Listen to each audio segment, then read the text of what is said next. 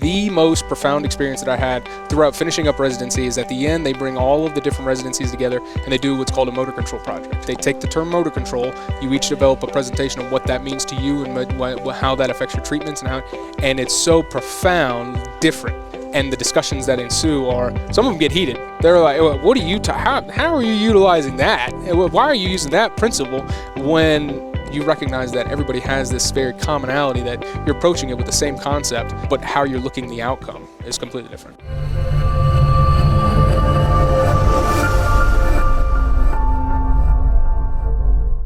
Liam, welcome to the show. Appreciate it, man. Thank you for having me. Newly minted fellow. That is. I got to walk across last night. You got to put a lot more letters after your name. Yeah, I tell you what. Which is nice. Also working, you're a center manager with Brooks Rehabilitation in Jacksonville, Florida. Yep. Presenting twice here at the AMT conference as we record on site, but we're going to release these later, obviously. Let's get into this. Fresh off that fellowship graduation, doesn't happen all the time, once big career monument. Biggest lesson that you learned that you didn't expect going through fellowship training? What was the biggest lesson you learned that you didn't see coming? There was probably a lot that you expected. Anything along the way that you didn't expect? Humility, for sure. Ooh, okay. Humility. Talk to me about that. It was more in the ability to communicate with everybody else, right? You have an idea, things make sense in your head, and you're like, why doesn't everybody else understand? But then it's the humility that you learn along the way with feedback to where it really transforms, where the experience went outside of clinical care, and it really started to affect different parts of my life, where all of a sudden I'm recognizing that my relationships with my family, with my friends, how I communicate with employees, all of that was shaped on the idea that, hey, it may make sense to me, but how do I need to make it sound for you in order for us to be on the same page? Right. Reading the room, read the audience, understanding that. I don't get a nickel for suggesting this book, but there's a great book that doesn't make any sense, but it does. It's written by a former FBI hostage negotiator. But when you think about it, the line that stuck with me after I read that was every conversation is a negotiation for information. Yep. You're either trying to get someone to understand or do something, or they're trying to do that in reverse. And you're trying to either, decode or encode what you're trying to communicate. I understand the answer. Show your math on paper, and you're like, how do I do that? Simple, not easy. Yep. No, it's profound. And it affects the different relationships that you have, because all of a sudden it creates that sense of team identity. Right? Yeah, everybody can be working together and you can all be doing the same thing, but if you're all speaking different languages and you're doing different things, you're just a bunch of people in a room, not a team. You're burning a lot of calories. Your sessions, right? One of them, your session on post-fellowship opportunities, focuses on really giving back. What does that actually look like for a new fellow in real life? How does giving back work? How do you envision that? What's your version of giving back? So the word that really transcended for me and really had the most impact on why we had this conversation was urgency. Okay. Urgency in the sense of, after fellowship, what are you doing now, right? Because everybody has that question, at least in your post interview as you're exiting. You're like, oh, well, what are you doing now? It's like, I just did all these years of school, and now I got to answer more. But it was that sense of urgency of, okay, now where do I place that time, right? And I think Dr. Megan Donaldson said it best last night.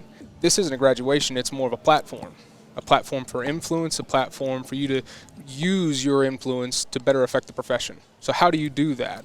And there's a lot of people we talked about before we got on here. Dr. Odell, he's doing great things, but it's serving a specific population. So trying to get the continuum of practitioners to how can we better impact the profession? Where do I focus my energy? And so when I think of urgency, it's not a matter of I have to do things fast. I have a very short amount of time. The candle's burning. It's more of how can I be very intentional with my actions, with my time, and what does that look like? We're the talk we're going to go into from a clinician. How does that look like, right? What am I doing to give back to the profession from a clinical level?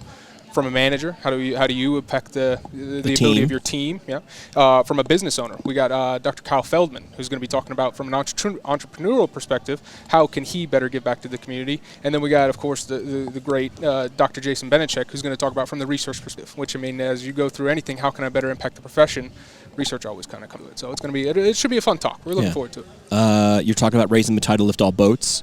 How do fellows help grow the profession instead of just advancing individually? You talked about one of those examples in terms of a team approach, but when you look at that, there's some fellows, but someone gave me a statistic of how many PTs actually go through fellowship training, and the number is very small. Very, very small. So how do you take on that sort of responsibility of changing that profession? And it's instilling the confidence within them.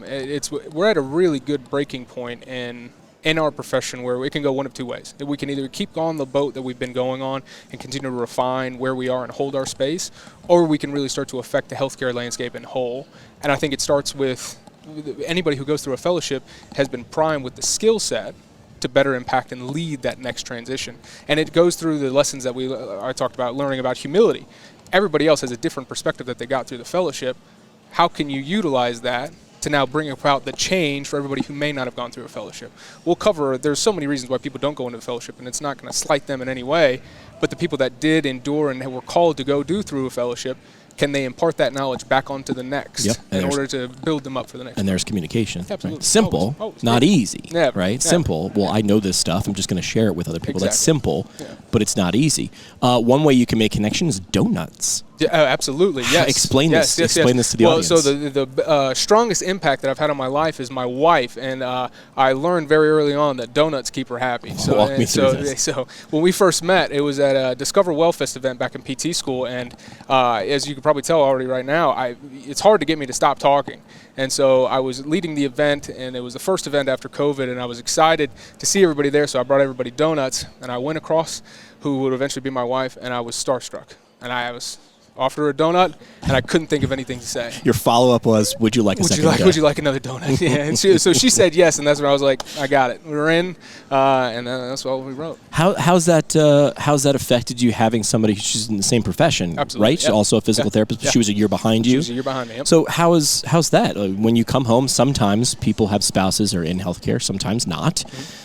You guys are not only also in healthcare, but in the same field. Yep. How does that work? Same field, same region. Yeah, we're good friends. I'm good friends with her manager, so I get both sides. Of the coin. She also went through the residency, and she's finishing up her fellowship. So our dinner conversations are rather boring for people who aren't in physical therapy. So, but it's completely transcended at least our interaction with each other.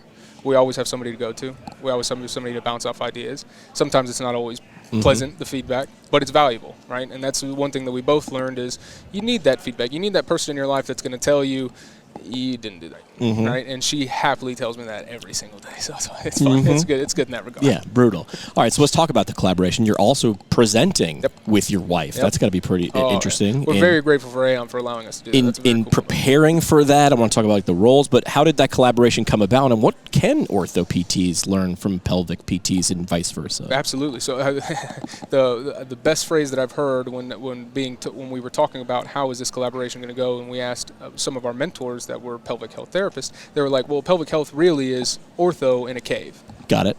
Fantastic. Okay, so you got that visual. And so when we started to discuss my wife's interest in it, she's gone all the way through residency, now she's finishing a fellowship, and she's realized that she has this intense passion to treat this very underserved population where we live.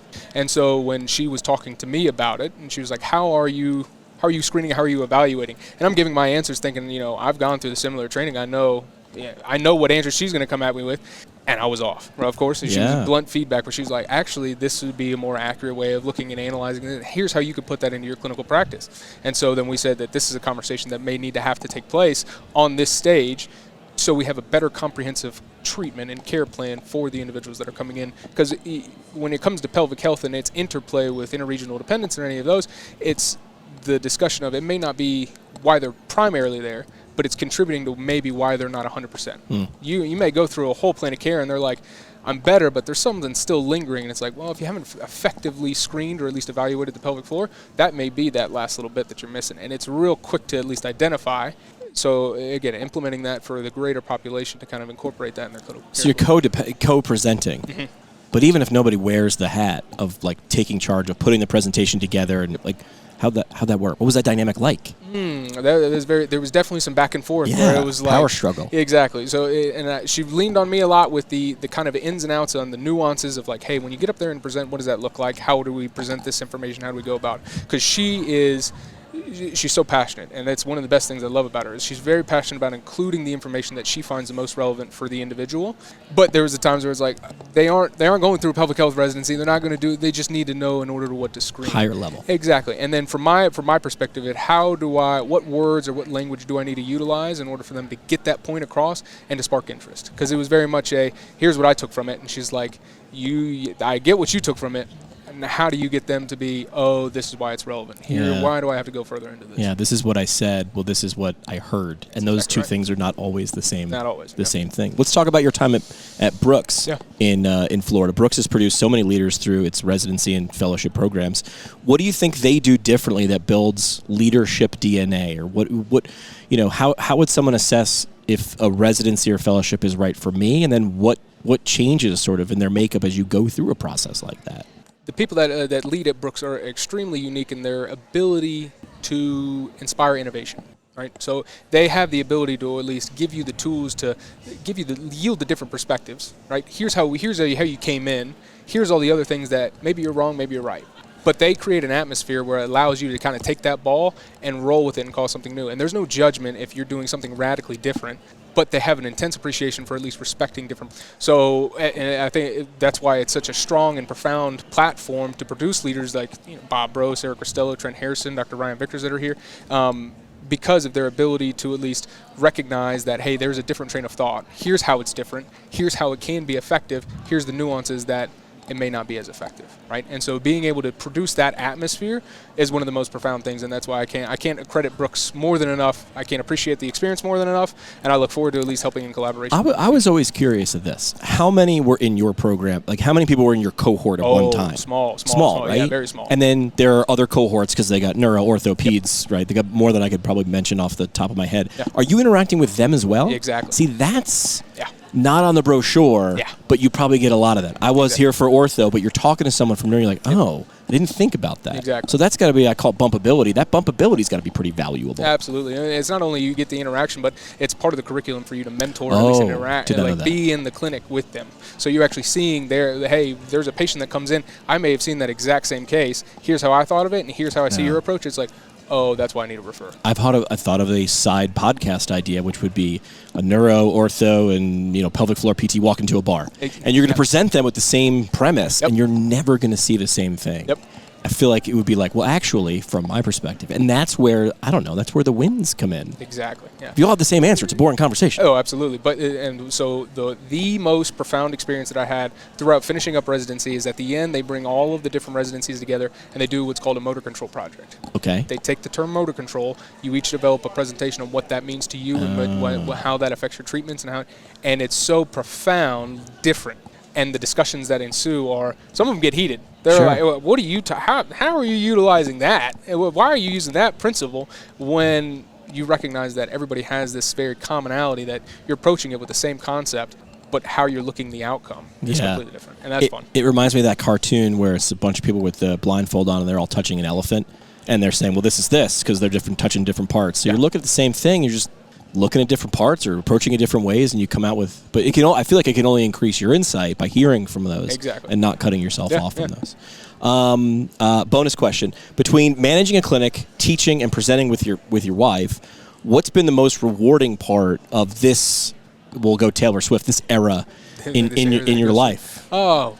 Always go wife. Always. Oh, it has to be the wife. It has to be the wife. Because without my wife, I wouldn't be able to do any of the other three things, right? Because she always gives me the perspective that's needed whenever I'm going to approach something new. She's the first cheerleader. She's the first critic.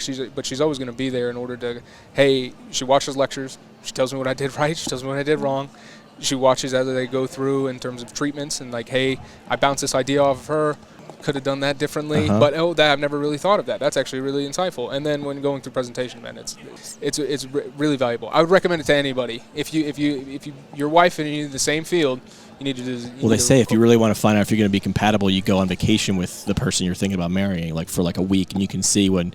Because, of course, something's going to go wrong, something's going to be stressful, and you see who that person – you can fake it real well on a date, right? Because at the end of the night, you're going home. But, like, on vacation, it's stressful. I don't know how we do on that reality television show because we travel very differently. Oh, we travel very differently. For example, we went to a honeymoon in Greece after our wedding. All right. And we had everything planned out and everything going. We get there after the 14-hour trip, and she's like, let's go. And it's like, I was just in a plane for 14 hours, so I'm going to take a nap. She's she want to go hike or she wanted to just explore, explore. And it's understandable. And I was like, can we explore in like 2 hours, like after the nap? But I've learned that sometimes you got to get up and get out and get moving, and there's always be a time for a nap. This just makes me think. I've heard how you describe her. How would she describe you? She's not here right now. She'll probably listen to this later. Exactly. But No, how would she describe I'm you? making eye contact with her right now. Right. I don't know how. Yeah, now she's walking away. There she is. I don't know, man. She not supposed to be an emotional podcast, so it is. I will say that I think she will resonate the same thing that we are. I'm her biggest cheerleader. I'm also her biggest critic. I'm her biggest coach. I'm her biggest fan. I try to play both fields of what do I need to do in order for you to succeed, and sometimes that's also playing the bad guy in certain situations. And I think that's a necessary evil when it comes to our relationship in terms of how we grow both personally and professionally. But I think, can't get too emotional. All right. I appreciate it, though. Last thing we do on the episode, just parting shot. What's your? Yeah. You can only leave one mic drop moment or soapbox statement with the audience. What would it be? I think it would be back to the concept of that our profession is at a critical time, right? The technology is changing a lot, but in the right ways it needs to be changed. Oftentimes we're going to how can we better improve profit margins and reimbursements. I think there needs to be more of an emphasis on how can we refine and build the robustness of our literature and interventions, and examinations as well. That is going to be the pinnacle thing, and where at least the end of the presentation that we're going to give tomorrow is talking about how can this next generation of leaders recognize the necessities for what we're going to need to do to be as a profession in the future and take a strong hold. Oftentimes we're talking about reimbursement, but we're not really considering perspectives on a macro level. We're talking about how there are reimbursement cuts and their devaluation of services, but it's not necessarily a devaluation as opposed to they have other things that they have to be able to consider, and in order for those people to provide care, that's the number that has to work with us. But in order for us to change, in order to build that valuation, in order to change and demonstrate where our profession needs to be, we need a lot more hands. More hands make less work in order to make sure that our interventions, what we do, what we say, and how we perform our duties is justified, and it's reimbursable, and we can absolutely put a stakehold that this is why we do what we do. This is why nobody else can do what we do. And this has value. And this has value. I love it. Liam, appreciate the time. I appreciate it, man. Thank you. Good luck on stage with the significant other, and I appreciate the time talking with us. No, thank you, man. I appreciate it. Thanks for listening to Hands On, Hands Off, the official podcast of AOMT. Subscribe now so you never miss an episode, and connect with us at aomt.org or at AOMT on social. Opinions are those of the guests and not official AOMT policy. See you next time.